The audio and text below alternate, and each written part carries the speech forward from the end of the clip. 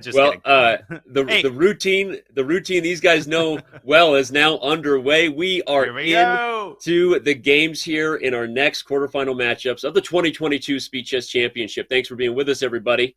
And the day is underway. Magnus Carlsen, a classical Nimzo, Danya.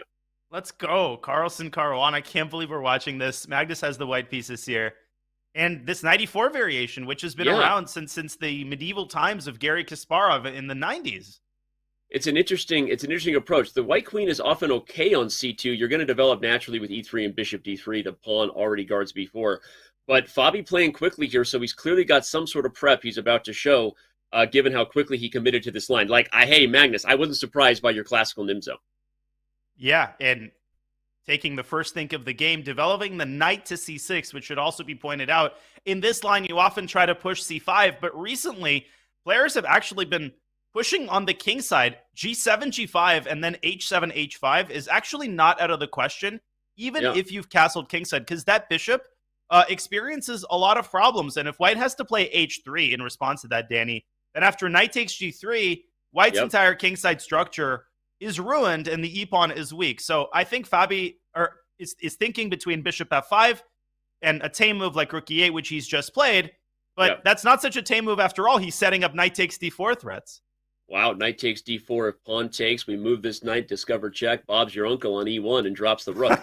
Man, I love highlighting as you So speak. Can cool. we keep this relationship more often? I feel like I learn more coming from the school for kids who don't chess good. Who don't chess good.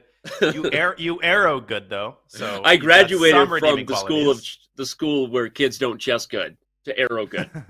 Um, all right, well, the rook is on e8. There are immediate threats with knight takes d4, jokes aside. And I love your point about g5 and h5. It's such an instructive thing to see that normally blocking a c-pawn in a queen's pawn game, which is any real central structure where the queen pawns are the ones that are the furthest, most advanced, everyone, is a queen's pawn game.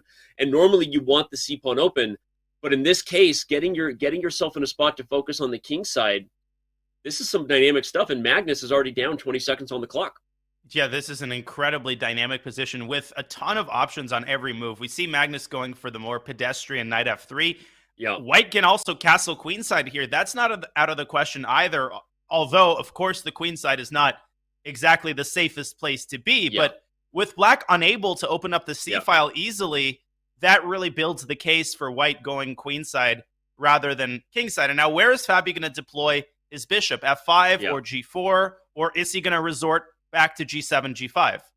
Here Yes, he he goes. is. He's in on it. Is he Oh, going to go g4 or okay? h5, come on, Fabi.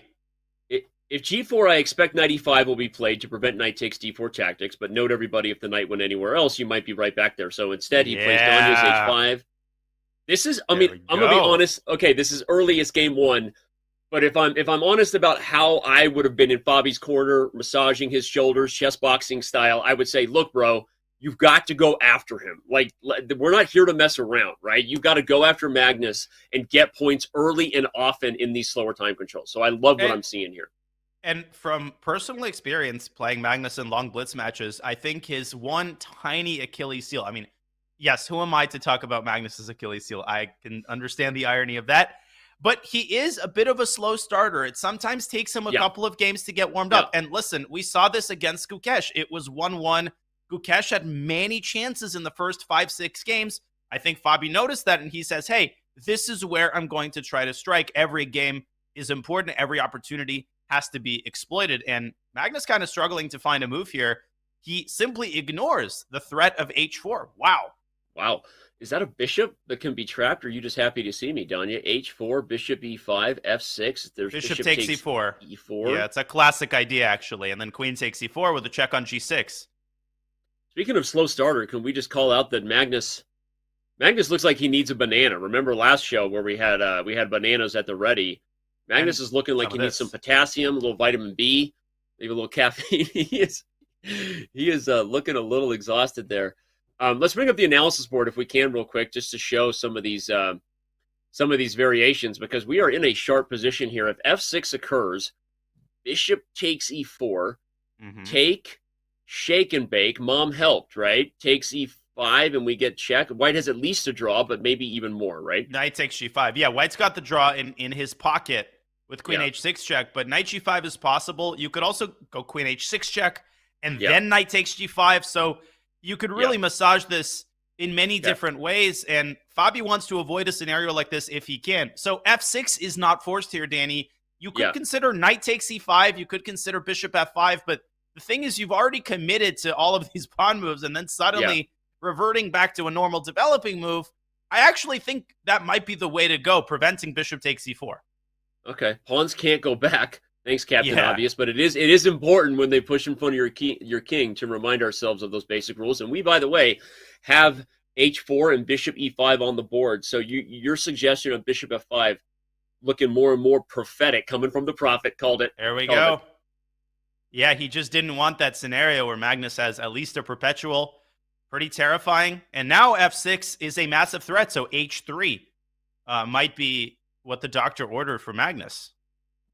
Yeah, f6 traps the bishop, so you've got to do something spicy now before that bishop gets in trouble. He has 2.5 minutes. He is up 30, even 40 seconds right now on Caruana. So talk about a game that gave us a little bit of an opening struggle, Danya. These guys spent a lot of time navigating whatever this theory or prep was, and only 15 moves have been played, and we're about to be under time pressure.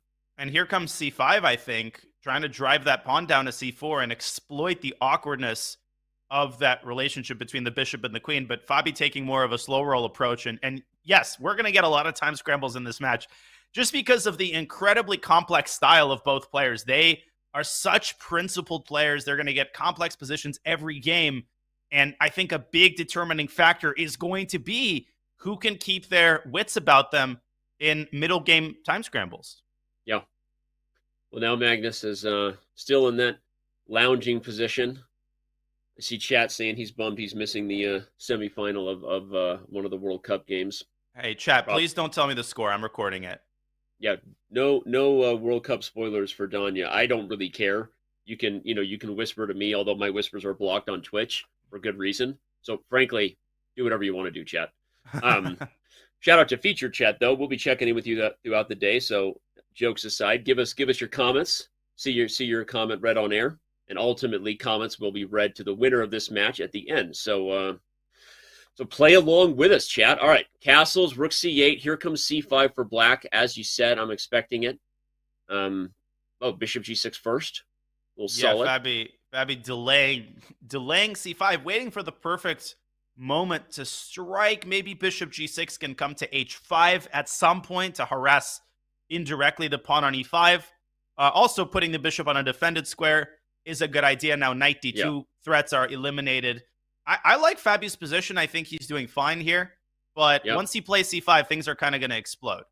Yeah. It's funny because now that the bishop is protected, you're right. You're not worried about pins. This knight can't really move without this pawn hanging in a lot of positions. So let me ask you, does Fabio have to play c5? Like, what's to just kind of sitting in this position? What is White's plan, I guess, to ask the question directly? Oh, here we go. Not an easy position, but knight to h2. What a move by Carlsen. Now, his idea is obvious. You're pointing it out, but it looks like it hangs the e5 pawn, which Fabio grabs. But f3 and bishop takes g6, Danny. That queen is going to appear on g6. And guess what? Fabio's moved b7, b6. Yeah. He's going to pay for it. That pawn on c6 can be captured. Wow. Oh, he missed it. Look at he missed that pawn. Magnus spotted that. What an idea. What an idea, and what foresight to see the weakness of b6. When we have a second, let's head over to the Batcave and bring the analysis board back. I want to just show the killer instinct from the great white shark that is Magnus Carlsen. Look at this position. We talked about maybe white doesn't have a clear plan, but b6 creates just a subtle problem at the end of the line. And note that Fabio has to take e5 because otherwise the knight comes to g4, you take e4, and the pony pops. So this combination that Magnus spotted is just incredible. I mean, knight h2 is such a 7-head move, and things kind of getting crazy in the endgame. It still looks dangerous for white with that knight sitting on g3. Danny, there are some mating ideas for black, but Magnus has left himself plenty of time to navigate the complexity here. I think he's going to take this game. He could play e4 here. He could give a check on e5. I'm going to let him do the calculation, but back to your point, knight h2 and f3. What a concept by Magnus. Yeah, and again, like it was a good concept regardless with the pawns on e5, but it only really works because the c6 pawn is hanging at the end, and we saw Fabio's reaction in real time. What a combo. Magnus Carlsen, not the worst chess player I've ever seen. Only the second worst. Only the second worst. All right, Rook D8 played. Bobby's not going to give this one up, and the time scramble will be commencing. It shall commence. It shall, but it's only a one-sided time scramble, and I think Magnus could send his F pawn up as well. F4, D3, F5, D2. I mean, it's still a 3-result game. But White's pawns should decide with accurate play. Finally, Magnus sits up. Yeah. Well, he's going to get under. Oh, not yet. Uh-oh. He plays F4. Oh, my gosh. Here we go. Get your running shoes on. The pawns are pushing. Who gets there faster? Rook C1's coming, man. This is... F6 check, King D6, and White loses the E6 pawn. I think Magnus might have overlooked that. Crazy, Danny. By the way, he woke up. Thank you, Velvet Canyon, for waking up, chat. Gosh. Give us your comments. We love featured chat. King D6, Rook C1. He has to play 93. Okay, he finds it. 92 check, and then the king escapes the pin, so that's not possible. Fabio brings his king up.